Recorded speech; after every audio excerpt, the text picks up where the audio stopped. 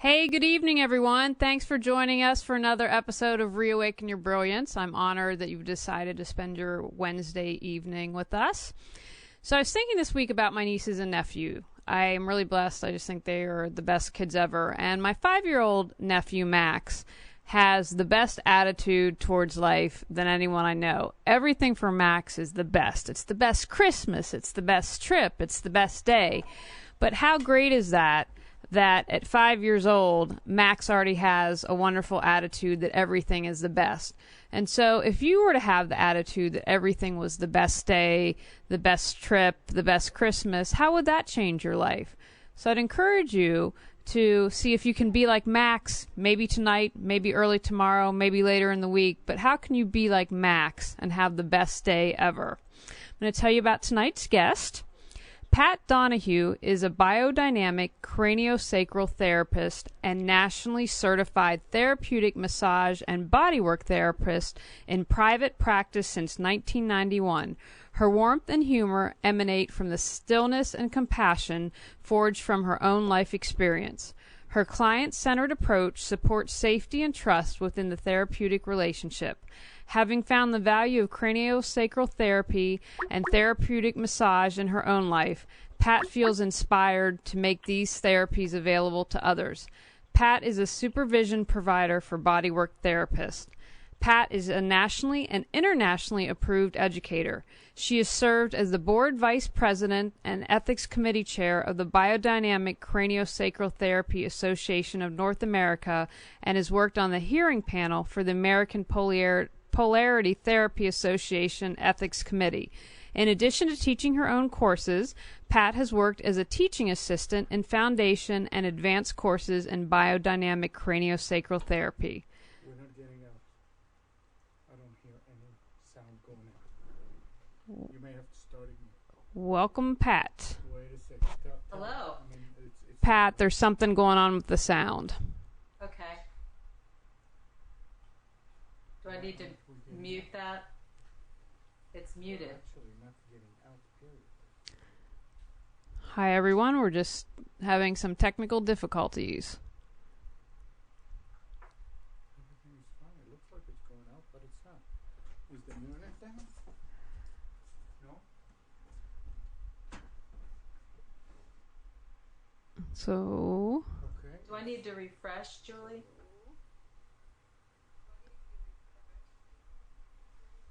Talk. hello? Hello? Okay. It was the bamboozler thing. Hi, everyone. Sorry about that. Our server is located in Switzerland. Hi, everyone. Sorry about that. Our server is located in Switzerland. Hello? And we seem to have a little bit of technical difficulty there. So, welcome to Reawaken Your Brilliance. My thought of the day, we'll just say that again really quickly, is to be like my 5-year-old nephew Max. Max believes that the best day is today. He has the best Christmas each Christmas. He has the best vacation every vacation. And it's so wonderful to see that in a 5-year-old, to have this vitality and love of life. And so I'd encourage you, how can you be like Max, whether it's in the moment, tonight or tomorrow morning, but having the attitude that in the moment, everything you're doing is the best. So I want to talk to you about tonight's guest. It is Pat Donohue. She is a biodynamic craniosacral therapist and nationally certified therapeutic massage and bodywork therapist in private practice since 1991. Her warmth and humor emanate from the stillness and compassion forged from her own life experience. Her client-centered approach supports safety and trust within the therapeutic relationship.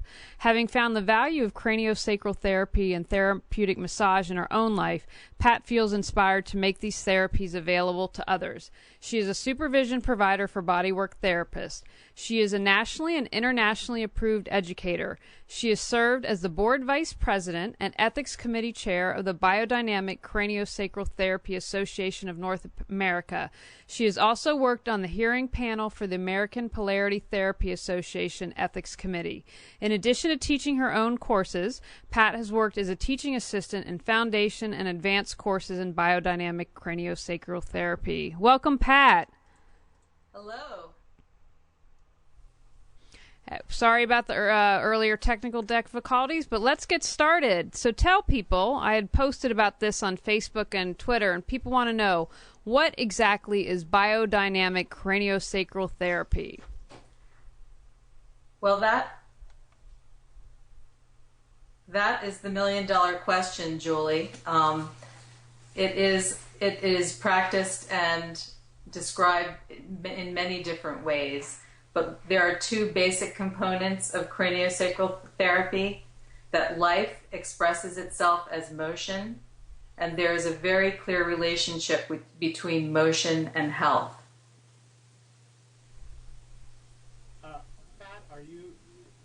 Pat, I'm sorry, this is Amnon. Are you hearing a delayed?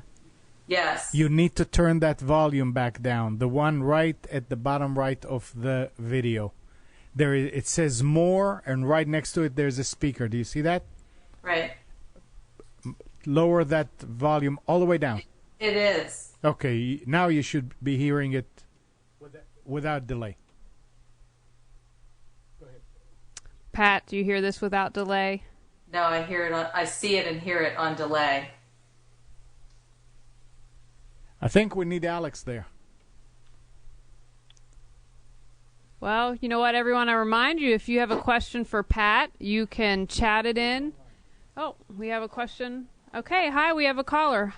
Hello. Hello? Who do we have online? Well, let's see. Lots of technical issues going on tonight. So I want to remind you, if you have a question for Pat, you can chat it in, and I am happy to ask her. Or you can call in at 919-518-9773, or you can Skype in at Computers 2K Voice, and we'll make sure that your question gets asked. So, Pat, again, if we can, you said the million-dollar question. Can you explain what craniosacral therapy is to everyone? Sure. Craniosacral therapy is basically the therapist is supporting and promoting the client or patient's inherent treatment plan to speed up the healing. It is not anyone else's plan except for the particular person who's receiving the therapy. So when you're doing craniosacral therapy, it's a body work, the person lays on the table. Well, can you first share with us a little bit about the history? How did this get started? Well, this got started by Dr. Andrew Taylor Still in the late 1800s. He was trained as a physician but was unhappy with the treatments that were available for people at the time. He looked at the body as basically a well-tuned machine. His view was very mechanical. And he started the American School of Osteopathy in 1892. And so what did he discover? What led him to believe or start craniosacral therapy? He felt that if something were wrong with a particular part of the machine or the body, the whole body was affected. So he developed a whole system of manual therapy, actually treating the body manually, making adjustments, not unlike chiropractic. So it's very similar, so kind of in the same school of thought. Is craniosacral therapy similar to chiropractic? It's in the same school of thought. How would it be different? Well, the major difference is that chiropractors believe everything emanates and can be treated through the spine, through making adjustments with the spine. And craniosacral therapists can really work throughout the entire body, throughout the entire system.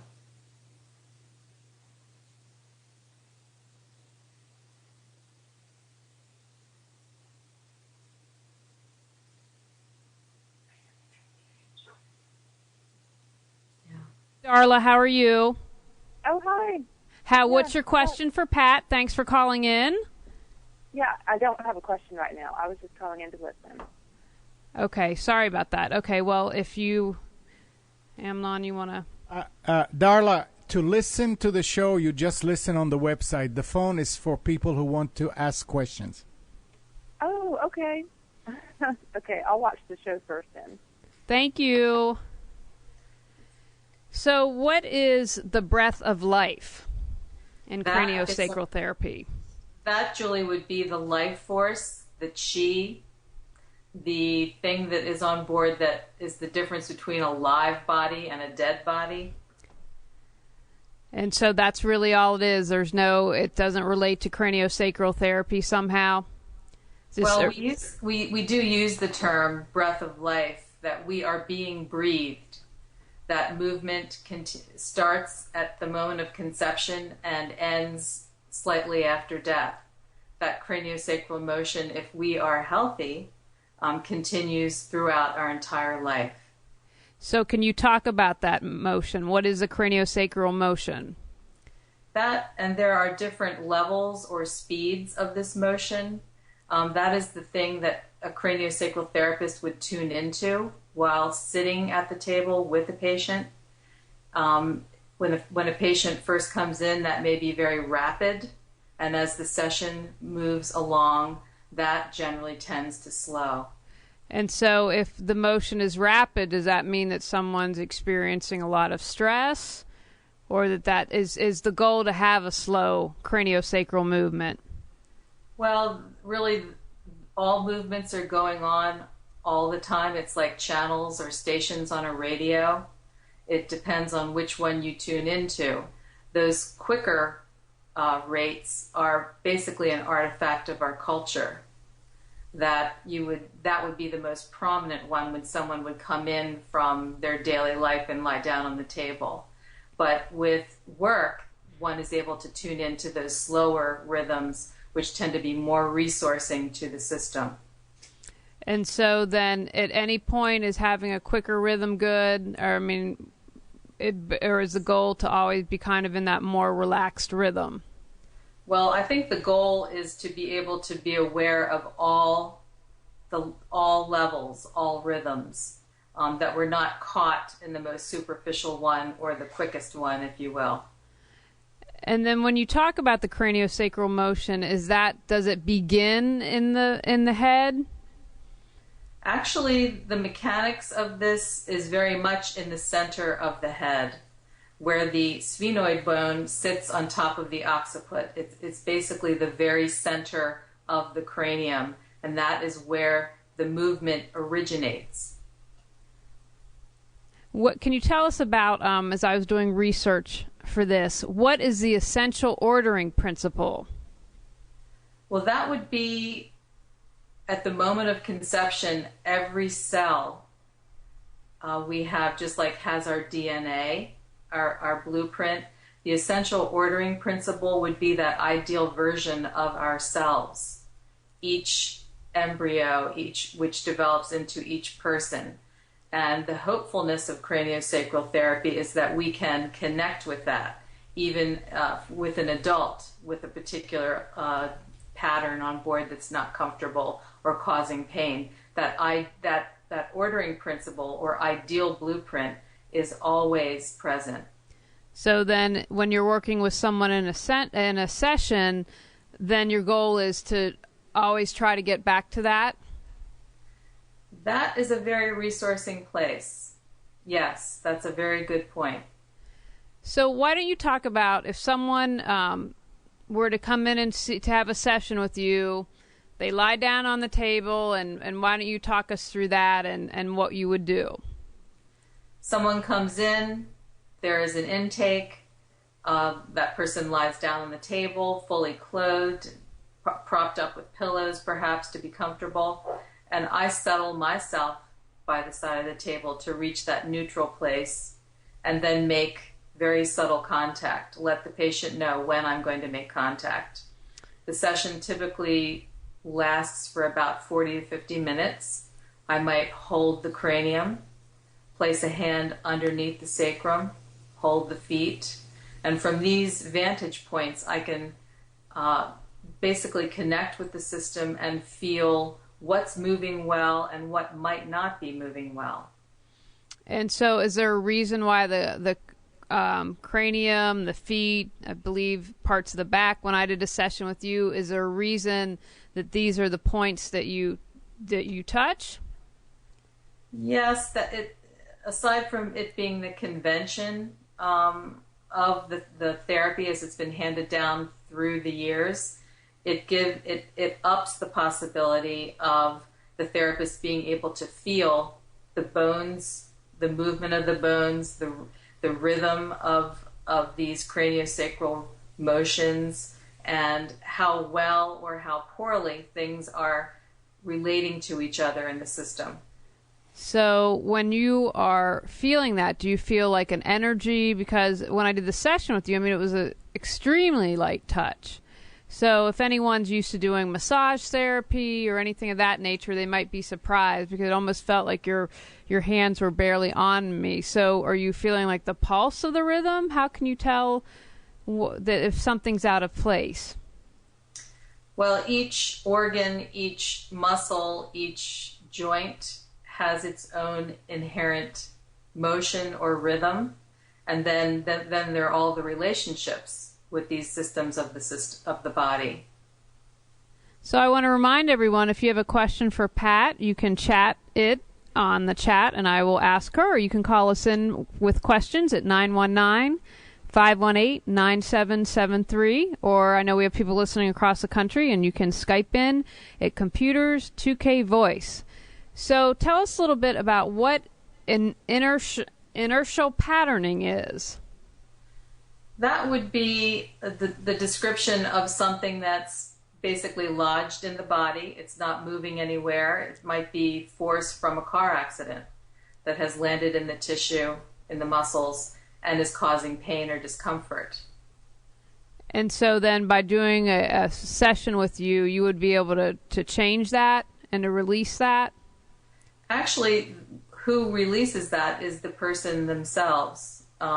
The system's own wisdom and health is actually speeded up with the presence of the therapist in that situation. So then it's like you're talking to the body to explain what it needs to do to get back into place? I might have the silent question of how would it be if there were more movement, easier movement there? How would that feel for you? This is a therapy that does not require anything of the patient. It is basically, as a therapist, we're shining the light on the possibility of that health coming forward and just speeding up that process.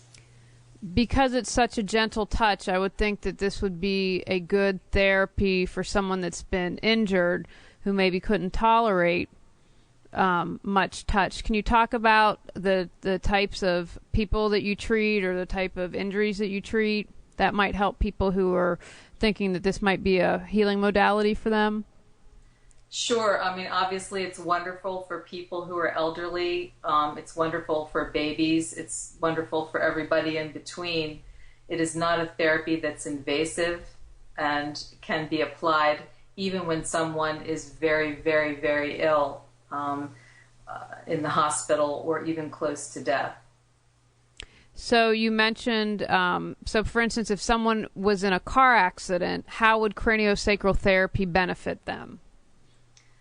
Well, it could, basically when the therapist sits with someone who's been in a car accident, how I feel about that is that I'm almost profiling the history of how that force got into the body. I can almost feel from which direction that came in, where it's lodged, and how it's affecting the system at the time. So just kind of replaying that sometimes allows the body to find an exit for that force, and the body comes to balance or stillness with it. So they would be able to release maybe tension or pain that was in the body? Right. Okay. I read on your site, I believe it was on your site, that craniosacral therapy takes a holistic approach involving the body, mind, and spirit. So we talked a little bit about the body. Can you expand on the mind and spirit from a craniosacral perspective? Well, just by definition, all of those things are connected. When we're treating one, we're treating all. We're holding all levels of the system. So necessarily the more subtle levels, mind and spirit, are there along with the physical body, and all come into play. So just again, because this is such a gentle touch, have you worked with people in the past who have faced trauma? Has it been beneficial for those people? Absolutely, especially people who have tried other more mechanical therapies, massage therapy, which has not actually addressed the problem. For instance, whiplash injury, where many people come in, they've had 3 or 4 whiplash injuries, car accidents. And the physical therapies work for only so long, and then the muscles tend to go right back. So with this therapy, it really is working from the inside out. It is the body's idea to find a way to come to balance with this. Now, I want to remind everyone, if you have a question for Pat, you can chat, and we have a question for you, Pat, that I'll get to in a moment, or you can call in at 919-518-9773 or Skype in at Computers 2K Voice. So, Pat, Warrior Spirit has a few questions for you. What is really the difference between massage and what you do? It sounds more like energy work. And he just joined in. What body parts do you touch, and do you use psychic work? So I guess we'll go to the first part of that. What's the difference between what you do and massage? Well, if one were to view a massage, you would see the therapist actually working with the tissue, kneading, contacting, applying pressure. This work, as you pointed out earlier, Julie, is very subtle. And the convention is basically putting the hands underneath the body and holding the cranium, the sacrum. Actually, you could put a hand underneath the sacrum and a foot. There's all kind of different holds. But what it looks is like you're just simply making very light contact. So then would you consider it energy work or not? I consider it fundamentally physical because we're working with the cranial nerves. We are very aware of all the movement, the ideal motions that the system makes just lying there on the table. They're very, very minute, almost millimicron movements. But with our study of anatomy, we are able to have a sense of what's feeling like it's healthy and what is feeling like there's something standing in the way. And then one last question out of these great questions, by the way, Warrior Spirit. Is psychic work involved? Do you use that? I don't really consider what I do psychic. Maybe intuitive might be a better word. I guess I'm more comfortable with that. I feel led by the system to make certain contacts. I try not to orchestrate or have a protocol during a session.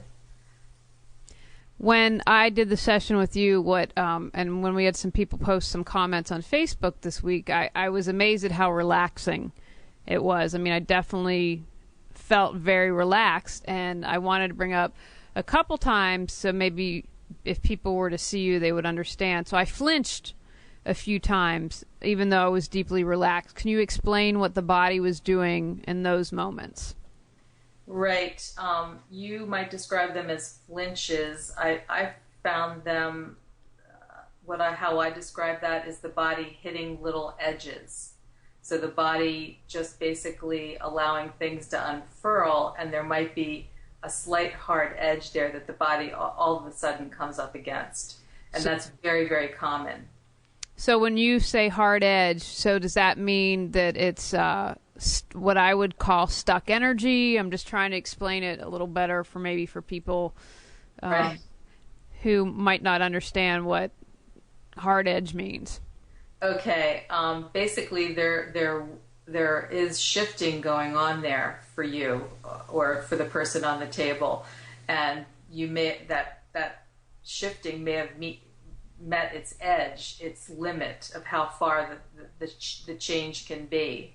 And so I call that an edge. It's hardly a cliff or a brick wall or anything like that. That's kind of overstating it.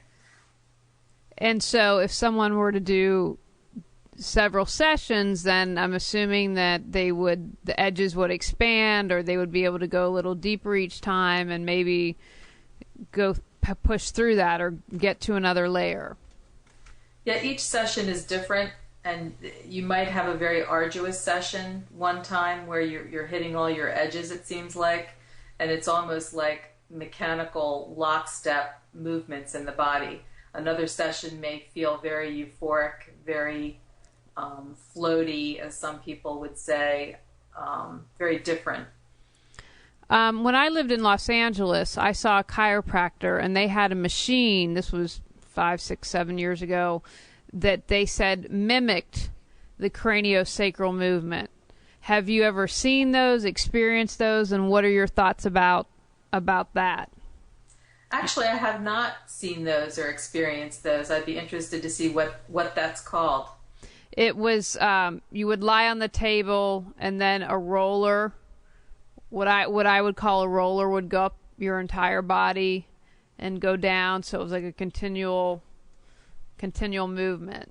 And it would go all the way up to your head, and then it would go back down, and so you would do that for 15 minutes or so. So almost stimulating or simulating that movement. Yes, that's the best way to describe it. So definitely, but I would just remember them saying at the time that they knew NFL football teams that were using these machines to help their players, which I thought was very interesting. So that's a good question. How could this help athletes who would want to maybe improve their athletic abilities? Well, I think that is a good question, and I've long been after some local teams to catch on to this idea. It basically could encourage someone to perform at their very best if they work from that place of stillness, if they can access that place of stillness, that ideal blueprint of themselves before they go out there on the field or on the court.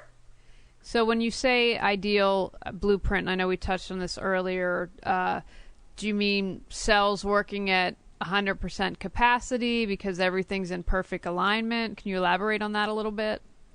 Yeah, how I think of the ideal blueprint is really that's the ideal version of ourself before the lumps and bumps of life happen, before difficult life experience, before injury.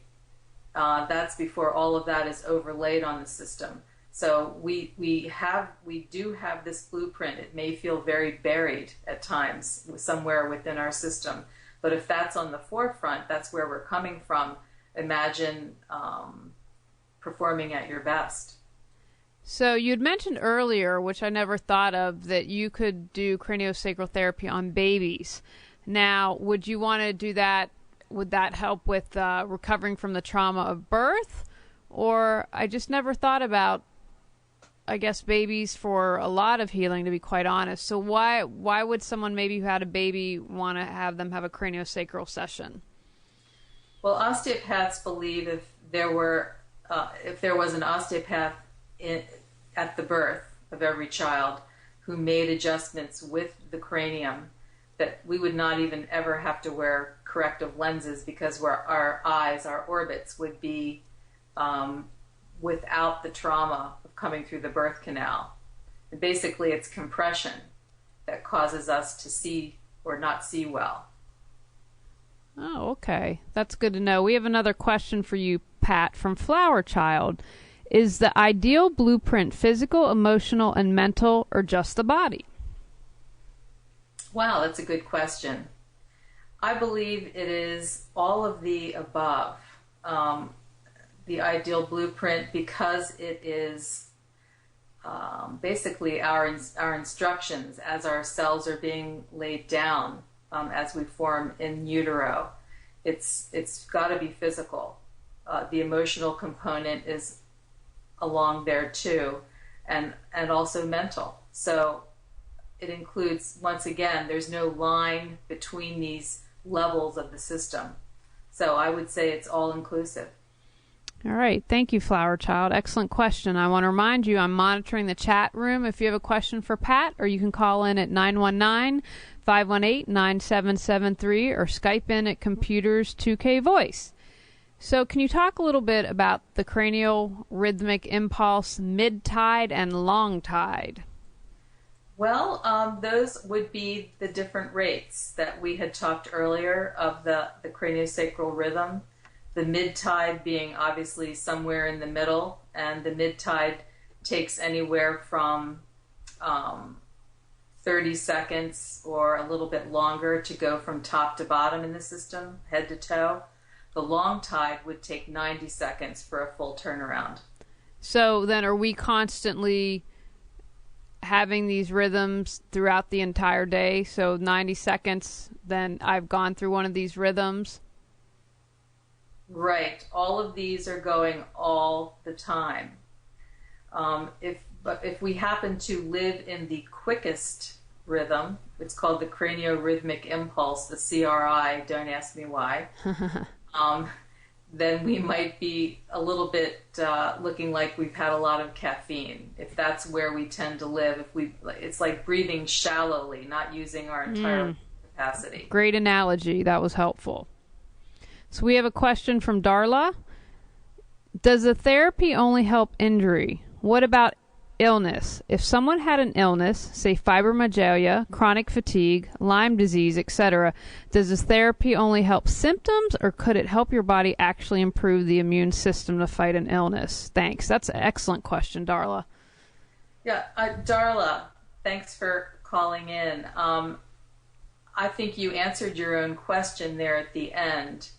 The therapy basically acts as a booster for your system so that you can deal with injury or illness on board. We have another question from Little Chickadee. Can craniosacral therapy help with depression? Another good question. I believe it can help with depression. I believe it can help us access that place in ourselves, that still place, where my analogy for that is that our priorities rise like cream to the top. We take that very quiet time to see what are our personal priorities. And I think that can very much help with depression. And so again, it's kind of going back to that blueprint. Maybe, I'm kind of guessing here. And so if we in that blueprint were perfect, just the way we are, and as you mentioned earlier, the bumps that happen in life that happen to all of us, it's like not that they never happen, but you're able to come back again to that place knowing everything's okay, I'm perfect the way I am. And if you come from a place of that, then I'm thinking depression might not happen. Well, I think that what we learn is that we are not our depression. We are not our fibromyalgia. We may have those things on board. We may be dealing with them in our body or in our mind or spirit, but we are not those things. So we've touched on we have some great questions. Do you find that when clients come to you, is there certain things, illnesses, disease that you seem to treat, or that you've noticed, wow, people who have X, when they do craniosacral work, it really helps them? I guess I see people with all kind of complaints, if you want to call that, or issues. A lot of times it's physical, and they've been the rounds of traditional therapies which have not worked. Sometimes it's the inability to settle and find that still place within themselves, and this therapy is very good for that.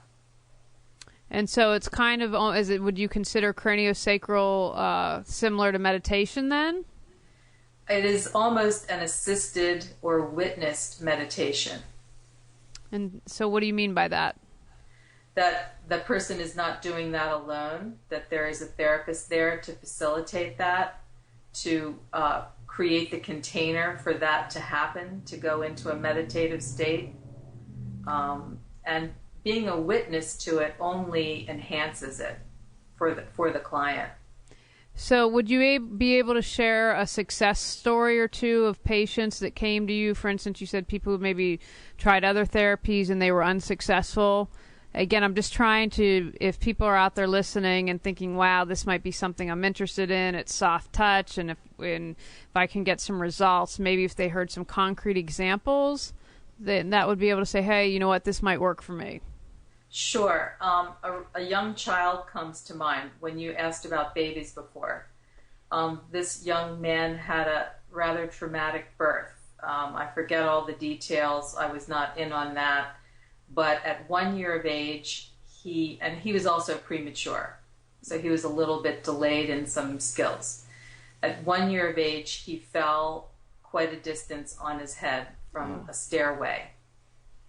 And he was not sleeping, not eating well. He was crying. He was inconsolable by his mother. So she brought him in and said, this fall, they checked him out. They did an MRI.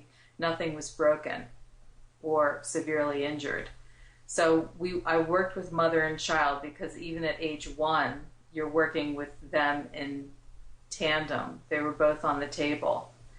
And basically it was very, very subtle, but he told me when I could put my hands on him, where I put my one hand on the back of his head and the other at the base of the spine. And he basically just fell back into my hands and looked very pensive for a few moments, and then just looked at me and smiled. And it was done. The session was over. That's excellent. We have some more questions for you here on chat, and I want to remind everyone, don't be afraid. Pat doesn't bite. I don't bite. If you want to call in, you can call in at 919-518-9773 or Skype in at Computers 2K Voice. Okay, Positive Attitude would like to know, can you treat arthritis? Well, what craniosacral therapy can do is work with someone clearing the system enough so that your system can work with your arthritis, if that makes any sense. We'll see. Positive Attitude, feel free to respond if you need some more questions from that. We also have another question from Darla. What if someone is skeptical if this would work? It's a great question. Can it still work if someone doesn't believe? Absolutely. It can work when someone comes in and falls fast asleep and is snoring so loud you can't hear the music. There you go. And that actually is a question. If there was someone out here like, maybe I'm kind of open, but I'm not quite sure it would work, what would you say to them? Basically, it's non-invasive. It's not a big financial outlay. It's worth a try. It's much better than surgery. And I would say most people coming in are a little skeptical. Well, that's good to know. What can you talk a little bit about your training? How does someone become a craniosacral therapist? I went through a 3-year training program and actually commuted from North Carolina to Boston. My teacher came from England over a period of 3 years, and we basically attended 10 levels and did a project on the cranial nerves, which took 2 years. That's probably my most intensive training. Along with the in-class time, there were, I think, probably hundreds of sessions that were done, practice sessions that were written up and basically gone over with our teachers. And so is this standard for everyone who wants to do this? I mean, one of the things I want to talk to you a little bit more, especially since you're so involved, are the ethics of it. So how would someone know, I guess, first of all, the designation that you've been certified? So they have to do the program that you did, or are there other options? Who certifies you? There are several certifying bodies, and the initials RCST, Registered Craniosacral Therapist, may appear after someone's name. I don't use it, although I'm able to. It's just simply too much alphabet soup on my card. But it is worth asking a practitioner, if they do offer it, how much are you certified? Are you registered? How much training have you had? Has it been more than 3 weekends? Excellent. So talk a little bit about, because you're really involved with the ethics. So can you, I think that that's really important. One of the reasons that I do this show is I either have a personal relationship with someone or a professional relationship, and because of experiences I've had where people weren't ethical, especially when it comes to complementary and alternative medicine, because I feel like so many people say, oh, and then dismiss it and not try different healing modalities based on a bad experience. So talk a little bit about your work that you've done with ethics, and maybe some things that people can look for when considering a practitioner. Right. I basically teach ethics to other practitioners, and a lot of the topics that we cover are ones that organically arise from our experiences as practitioners. I think the best way to find a practitioner is through word of mouth. If you are contacting them on the internet or some kind of public way of finding a practitioner, I would ask for an interview. And I'm glad to meet with people and have a consultation before the treatment even starts. And people should be willing to do that as practitioners. So when you teach a class on ethics, what are you training practitioners on exactly? Basically, that we as practitioners are responsible for setting a safe container for the therapy to happen, and to be very clear and open with our clients so that the contract is very clear. If they're expecting massage, that is what's going to happen. If they fully know what craniosacral therapy is, if they understand it's very subtle, that will be the contract between the two. So I think education is a big part of it, and with the intake, when someone comes in, a new client, we have them fill out a pretty detailed intake form, and then we talk about it, so that we're both, what happens on the table is something that we both expect and are in on. Have there been any scientific studies done on the benefits of craniosacral therapy? I think there have been. There's not a study that I can bring up at the moment. What we're trying to do is work with veterans coming back from the recent wars, especially with the hidden head injuries from the type of explosives that have been used and the repercussions of that. That is something that many therapists are seeking to volunteer their time to help this population. Excellent. I think that's a wonderful idea. We had another guest on when the show first started who was treating soldiers with PTSD through EFT and was very passionate about that and helping them do that as well. We have a question from Flower Child, which I don't quite understand, and maybe they can clarify on the chat. When do I know I need to make an appointment? I don't understand that question, and if you do, Pat. Well, I guess I'm kind of like a car mechanic. I think anytime's a good time for a tune-up or looking under the hood and seeing what can be improved upon. Somebody does not have to have an illness or a complaint to come in. Oh, okay. You understood that better than I did. So if someone were to see you, I know, again, like every person's individual and it would be different, but do people say maybe typically see you for 6 to 8 sessions, or what on average do people do? Well, for instance, I had someone come in for dizziness and headaches. And I said, she said, well, how many times should I come in? And I said, I like to get, if it's something that's somewhat dramatic, which her particular case was, it was preventing her from doing some things in her life. She was not able to drive at the time.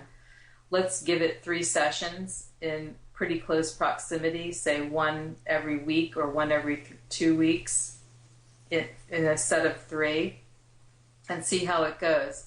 At that point, you should know, is there a positive effect from this therapy or not? Excellent. So do you also work with maybe is in conjunction with other therapists or healing modalities? For instance, when I was in a car accident in Los Angeles, I worked with a chiropractor and massage therapist who knew each other, so they would coordinate my care and talk about what's going on. Do you do anything like that? I actually have quite a web of, quite a network of people that I work with, and acupuncture, chiropractic, massage therapy, psychotherapy. Pretty linked up with all those therapies. Okay, that's good to know. But that's interesting. So a psychotherapist, and so that's just very interesting. So they kind of, again, keeping confidentiality, kind of tell you what's going on with the patient, and you're able to direct where you think you'd be most beneficial. Yeah, with the patient's permission, that we can talk about their particular case. After we get that permission, we then can coordinate a plan. And really, I think any therapist, whatever type of therapist you are, this gets into the ethics portion of knowing your scope of practice. What falls within your realm, and when do you need to refer somebody out to another therapist? So we have another question on chat from Cheese Goddess. Can craniosacral therapy help me with my bad diet? Well, I think it can help you get maybe some clarity why that diet is bad. I think working from that still place, there are some aha moments that can arise and possibly give you an insight on why there is a bad diet.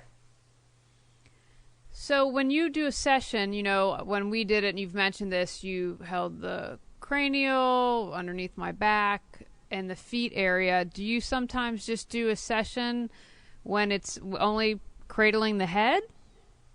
Sometimes one could spend the entire session with one particular hold. Okay.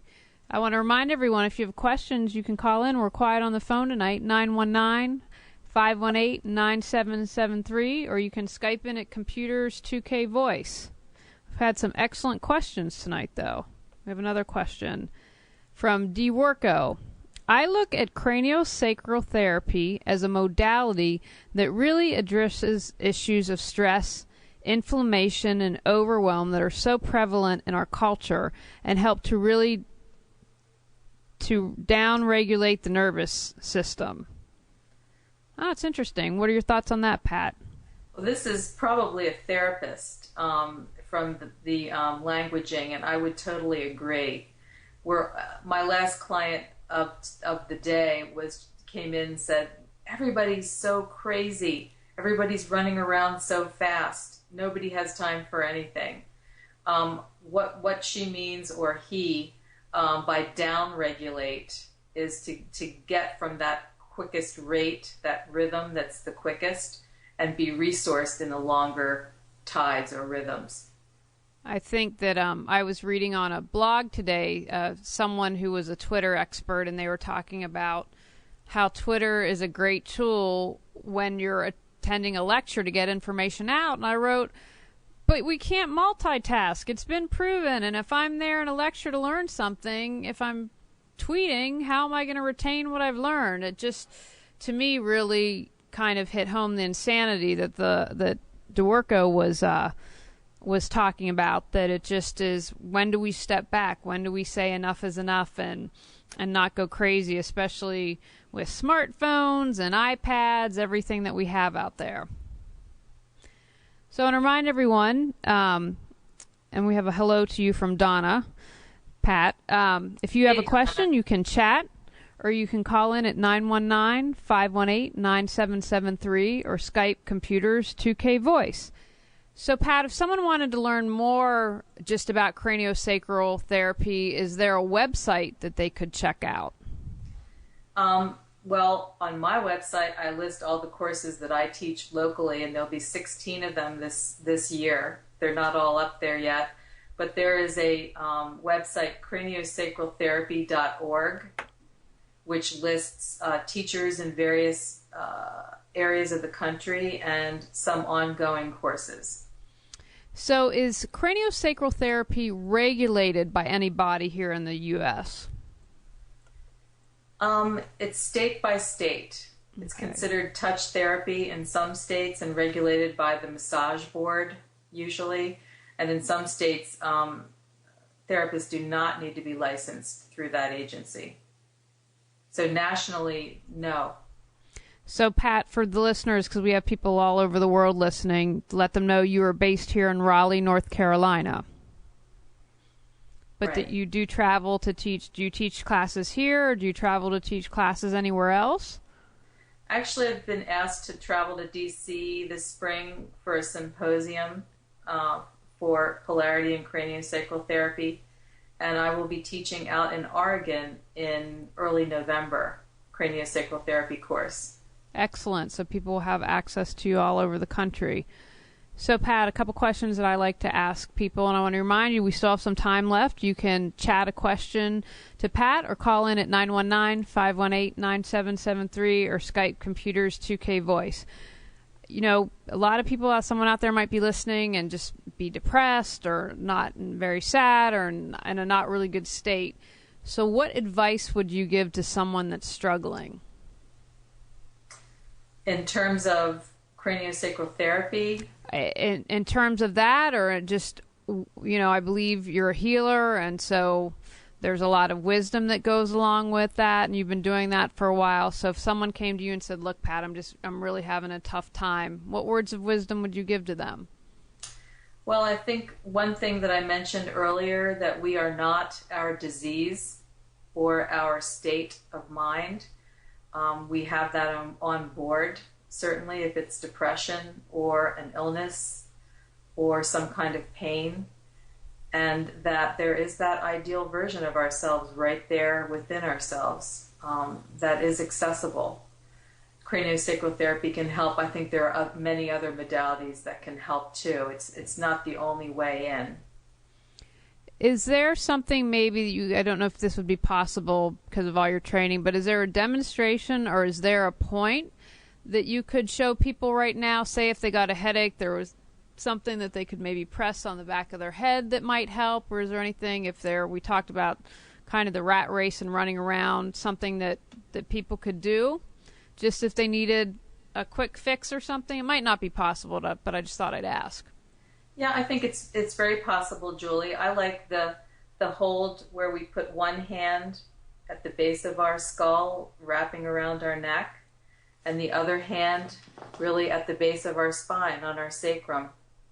And just be there for even 45 seconds and see how that feels. See how if you settle with that. That's interesting because I'm doing it. Keep the camera off me, Amnon. We don't need to see me do this. But so I feel like I guess I would say like a pulse or a rhythm that doesn't seem super fast, but it seems like it would benefit if it was a little slower. Right. So do you, and the other question that I like to ask people is, because I'm really a get off the couch kind of gal, and I do this show, I'm passionate about this show because I want people to live their best life possible, don't sleepwalk through life anymore, no matter what it is that you do, be the best that you can be. So what one step could people take at this moment, or right after the show, or tomorrow morning to reawaken their brilliance? I would say take even 2 minutes in the morning before you start your day, before you rush out to the world, and sit in a comfortable position and see what arises for yourself. Again, kind of getting back to that meditative state. We have another question for you here, Pat, from Cheese Goddess. I think these are some of the best names we've had since I started the show. I personally like cheese, so I can appreciate this. Can craniosacral therapy reconnect the tissue dislodged from head trauma like is happening with the soldiers? How will craniosacral therapy help the soldiers with head trauma? Will this help the body heal itself?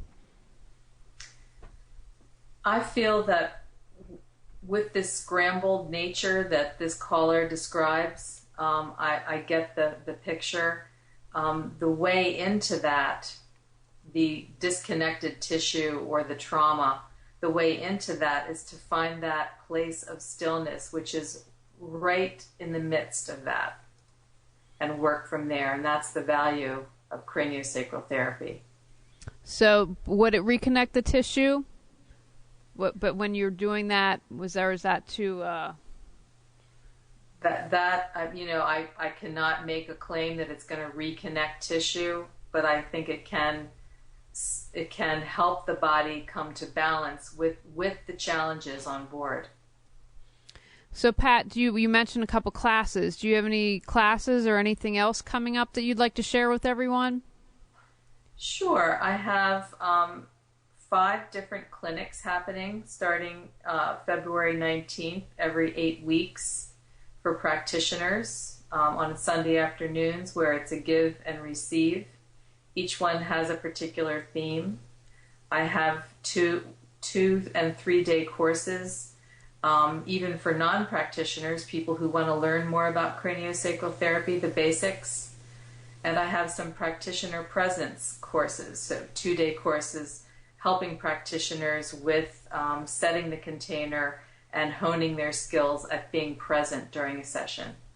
You mentioned for the non-practitioners, is there any like massage maybe or acupuncture? Is there any modality out there that you think craniosacral will complement very well and that people might enjoy those classes that could help them in their practices? Yes, I believe there's always, I love in tandem with craniosacral therapy, acupuncture, and also tissue work.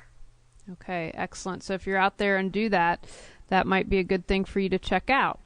Well, I want to remind everyone that I have started the Thrive series with Reawaken Your Brilliance, and our next series or class will be Tuesday, February 28th. We're going to be talking about love. If you want to find that perfect romantic relationship, need a confidence boost, we have a great mastermind panel that is going to be on and teach you all sorts of things like feeling comfortable in your skin, what it is about you that is attracting the relationships in your life right now. We've got a lot of good information. If you go to Eventbrite and look at Finding Love Raleigh, you'll be able to find the events also on my website, reawakenyourbrilliance.com. We would love to have you. Have an early bird special until February 18th, and we would love to have you join us. I want to thank Pat tonight for hanging out and teaching us all about craniosacral therapy. We learned a lot, and I want to thank everyone who listened. So we will see you here next Wednesday at 8 o'clock. Thanks, everyone. Have a good evening. Good night. Good night. You are tuned to the Nissan Communications Network. Our weekly lineup of call-in programs includes Computers 2K Now with Amnon Nissan, Sundays, 9 a.m. to noon. Breaking Free with Marilyn Shannon, Mondays, 8 to 9 p.m. Reawaken Your Brilliance with Julie Seibert, Wednesdays, 8 to 9 p.m. And if you tuned in too late, you can always watch each program in its entirety or download an MP3 audio file of it at www.nissancommunications.com.